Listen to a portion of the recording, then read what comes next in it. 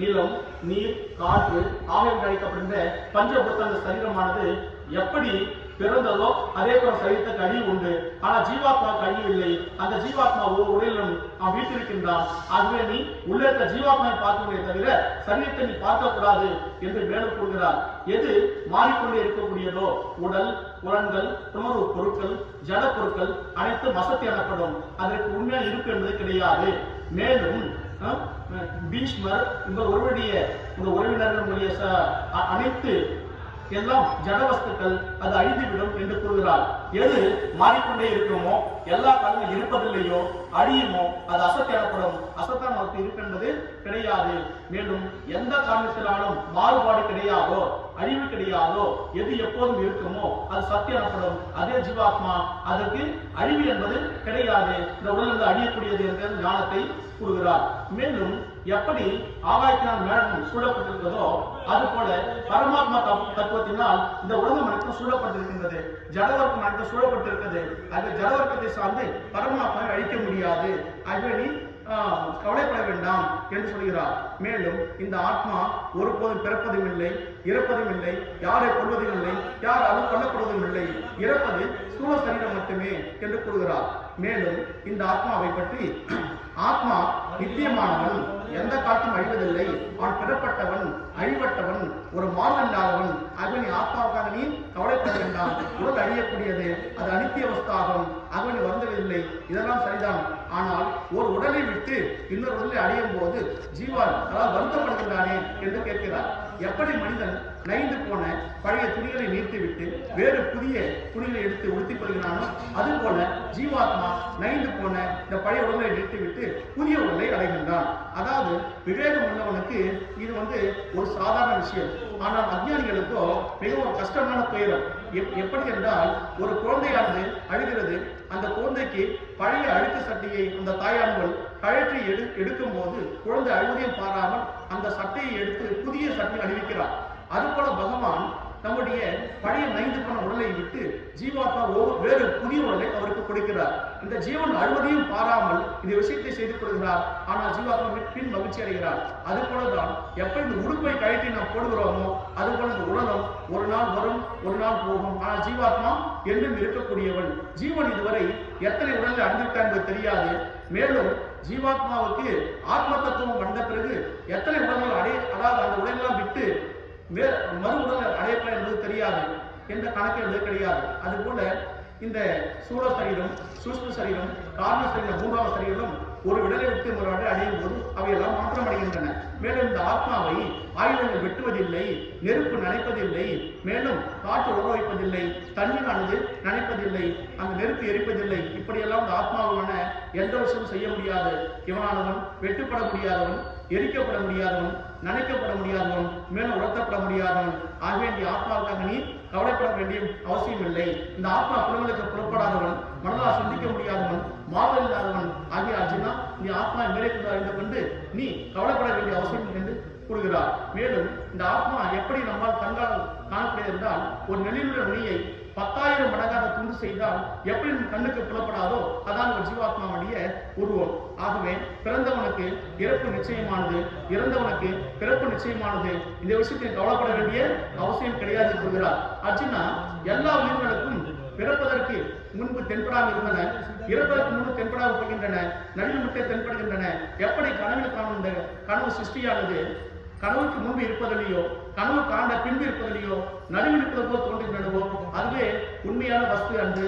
அதுபோல நீ எதிரில் இருக்கின்ற உன்னுடைய உற்றாவினர்கள் சரீரம் எல்லாமே ஒரு உண்மையான வஸ்து இல்ல, ஒரு அனித்தியமான வஸ்து. அதை நீ அதுக்கு நீ கவலைப்பட வேண்டாம் என்று கேட்கிறார். மேலும் எந்த பொருட்களை எல்லாம் சாதாரண ஒளிகள் பொருட்களை மனசு, புத்தி, புலனை ஒட்டியிருக்கும் இது என கண்டறிகின்றான். ஆனால் ஆத்மாவை இப்படி நம்மால் பார்க்க முடியாது. சாதாரண உலகப் பொருட்களை பார்க்கின்றான், புலன்களை கொண்டு ஆத்மாவை பார்க்க முடியாது.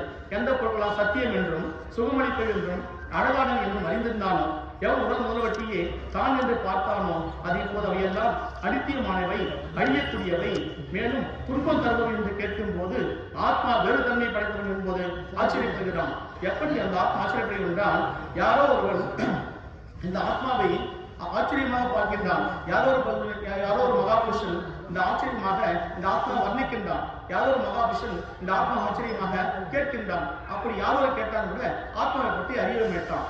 ஏனென்றால் ஆத்மா தத்துவம் பல பேர்களுக்கு கேட்க கிடைக்காது. கேட்ட பல பேர் புரிந்து கொள்ளவில்லை. அப்படி ஆத்மாவை பற்றி பேசுபவனே ஒரு வியப்புக்குரியவன். மேலும் யாரோ ஒரு குருமுகமாக இந்த ஆத்ம தத்துவத்தை பற்றி அறிந்து அந்த ஆத்மாவை அறிந்து பகவத் அடைந்தால் அவனை வியப்புக்குரியவன் என்று கூறுகிறார். மேலும் இந்த ஆத்மா எல்லோருடையும் எப்போதும் கொல்லப்படுவது அன்று. நீ ஆகவே இந்த உயிர்களுக்காக நீ வருந்த வேண்டிய அவசியம் இல்லை. எல்லா உயிர்களுக்கும் எவ்வளவு உடல்கள் இருக்கின்றனவோ அந்த எல்லா உடலும் இருக்கும் ஆத்மா ஒன்றே ஒன்றுதான். ஆனால் உடல்கள் வேறுபட்டவையால் நமக்கு வேறு வேறு என்றென்றும் தோன்றுகின்றது. ஆத்மா அழிபட்டவன், அவனையால் அழிக்க முடியாது. அதில் எந்த ஒன்றும் நீ வருந்த வேண்டிய அவசியம் இல்லை. இதுதான் பகவான் சாங்கிய யோகத்தை கூறுகிறார். அதாவது புத்தி யோகம், ஆத்மா என்றால் என்ன, சரீரம் என்றால் என்ன, இவற்றை பிரித்துகிற பகவான் பல யுக்திகளின் மூலம் நித்தியமான, சுத்தமான, ஞான வடிவான என்றும் ஆனந்தமான, விகாரமற்ற, அழிவற்ற ஆத்மா ஒன்றுதான். ஆத்மா ஒன்றுதான் சத்தாகும். அது என்றும் இருக்கக்கூடியது. ஆனால் உடலால் அழியக்கூடியது என்று ஆத்மாவுக்காகவோ உடலுக்காகவோ நீ கவலைப்பட வேண்டாம், அது நீ போர் புரிய வேண்டும் என்று சொல்கிறார். அடுத்ததாக சுதர்மம். ஒவ்வொரு மனிதருக்கும், அதாவது பிராமணர், சத்திரர், சூத்திரர், வைசர் அழைக்கப்படுகின்ற 4 வர்ணத்தாரை பகவான் படைத்தார். அந்த 4 வர்ணத்தார் ஒரு தர்மம் இருக்கிறது. சத்திரியனுக்கு என்ன தர்மம் என்றால் தன்னுடைய குலமக்களை காக்க வேண்டும், அரசாள வேண்டும், மக்களுக்கு துன்பங்களாக இருக்க வேண்டும், உன்னுடைய பங்கை நீ பெற வேண்டும். இது சத்திரியனுடைய தர்மம். ஆகவே தன்னுடைய தர்மம் என்று பார்த்தா நீ பயப்படக்கூடாது. என் சத்திரியனுக்கு தர்மம் சம்பந்தமான போரை காட்டிலும் வேறு ஒரு தர்மம் கிடையாது. மேலும் தர்மமயமான இந்த யுத்தத்தில் இருக்கும் சத்திரியானவன் மிகவும், அதாவது இறந்தாலும் கூட சொர்க்கத்தை அடைகிறான் அல்லது மோட்சத்தை அடைகிறான். அர்ஜுனா, நீயாகவே மனமறிந்து இந்த போரின் துவக்கவில்லை. நீ பலமுறை என்னை தூது அனுப்பினார். அதாவது அஸ்தினாபுரத்துடைய பாதி அளவை உனக்கு தருவதாக சொன்ன அந்த துரியோதனன் தன்னுடைய மோகத்தின் காரணமாக நான் தரமாட்டேன் என்று கூறிவிட்டான். நீ 5 கிராமம் கொடு என்று கேட்டாய். 5 கிராமம் தரமாட்டேன் என்று சொன்னான். 5 வீடுகளால் கூட நான் வசிக்கிறேன் என்று கேட்டாய். அதற்கும் அந்த துரியோதனன் போர் இல்லாமல் போர் புரிந்து நீ வெற்றி பெற்றால் உன்னுடைய ராஜ்யத்தை எடுத்துக்கொண்டு நான் ஒரு ஊசி முனை நிலப்புறவுக்கு தரமாட்டேன் என்று ஊர்ஜனமாக சொல்லிவிட்டான் அந்த துரியோதனன். ஆகவே இந்த தர்மத்தோடு கூடிய யுத்தமானது ஒரு இந்த சொர்க்கவாசம் என்று சொல்கிறார். சத்திரனுக்கு இது ஒரு சொர்க்கம் போன்றது. ஆகவே தர்மத்துடைய யுத்தத்தை நீ செய்யவில்லையானால் சுபாவத்தில் இருந்து புகழில் இருந்து பாவத்தை அடைவாய். அனைவருடைய நீண்ட காலம் இருக்கக்கூடிய எகழ்ச்சியை பற்றி பேசுவார் என்று கூறுகிறார். இந்த எகழ்ச்சியானது மரணத்தை காட்டிலும் மிகவும் துன்பத்தை தரக்கூடியது. பீஷ்மர், துரோணர், சல்லியன், விராடன், துருபதன், துஷ்டதீமன், சாத்திக் என்ற மகாரதிகள் எல்லாம் பார்த்துக் கொண்டிருக்கிறார்கள். நீ பெரிய போராளி, ஒரு பெரிய சூரன், வீரன், வில்லாளி, ஒரு தர்மாத்மா எப்படியெல்லாம் நினைத்துக் கொண்டிருக்கார்கள். நீ யுத்தத்தில் நீ பின்வாங்க கூடாது. இப்படி நீ யுத்தத்தில் பின்வாங்கினால் உன்னை கோழை என்று நினைப்பார்கள். உன்னுடைய திறமையை நிந்தித்து பேசுவார்கள். சொல்லக்கூடாத வார்த்தைகள் சொல்லுவார்கள். இது அதிக துயரத்தை கொடுக்கக்கூடியது. யுத்தத்திற்கு தயாராவாய் என்று பகவான் கூறுகிறார். இதுவரையும் சாங்கிய யோகம், அதாவது ஒரு ஜீவனுடைய அந்த சரீரத்தையும் ஆத்மாவையும் பற்றி கூட்டியது. இனிமேல் பகவான் கர்மயோகத்தில் விளக்குகிறார். கர்மயோகம் என்றால் வெற்றி தோல்களையும் லாப நஷ்டங்களையும் சுகதுக்கங்களையும் சகமாக கருதி யுத்தத்திற்கு தயாராக வேண்டும். கர்மன் ஏவாதி காரஸ்தே, அதாவது உனக்கு கர்மங்களை செய்ய மட்டுமே உனக்கு அதிகாரம் உண்டு. கர்மத்தின் பலனை ஒருபோதும் உனக்கு அதிகாரம் செய்யாது. கர்மத்தின் பலனை கோருவதற்கு நீ காரணமாகாதே. மேலும் நீ கர்மத்தை செய்யாமல் இருக்க நீ பற்றுதல் இருக்கக்கூடாது. ஆகவே நீ கர்மம் செய்ய வேண்டும் என்று கூறுகிறார். அதாவது ஜீவனான மனிதர்கள் மட்டுமே புதிய கர்மங்கள் செய்வதற்கு பகவான் ஆனவன் தன்னுடைய சுதந்திரம் கொடுத்திருக்கின்றான். மற்ற ஜீவராசிகளால் அது சுதந்திரம் கிடையாது. ஏதோ எப்போ செய்த கர்மத்தை அனுபவித்து தன் வாழ்வை கழிக்க வேண்டும். ஆனால் மனிதனானவன் புதிய கர்மங்களை செய்து கொண்டே இருக்கிறான். அந்த புதிய கர்மங்களுக்கான விலைகளை அனுபவிக்க வேண்டும் என்று சொல்கிறார். மேலும் மனிதன் சுதந்திரத்தை பற்றி பகவான் கூறுகிறார். அர்ஜுனா, எப்போது மனிதன் ஆசையெல்லாம் குறைக்கிறானோ, ஆத்மாவிடம் ஆன்மாவாக இருக்கின்றானோ, துன்பக நேர்களில் எவனுடைய மனமானது கலங்குவதில்லையோ, சுகங்கள் அடையும் போது கூட ஆசை கொள்வதிலேயோ எவனுக்கு விருப்பு வெறுப்பு பயம் இவையெல்லாம் முற்றும் அற்று போயினவோ அவனை சிதப்பத்தன் என்று கூறுகிறார்.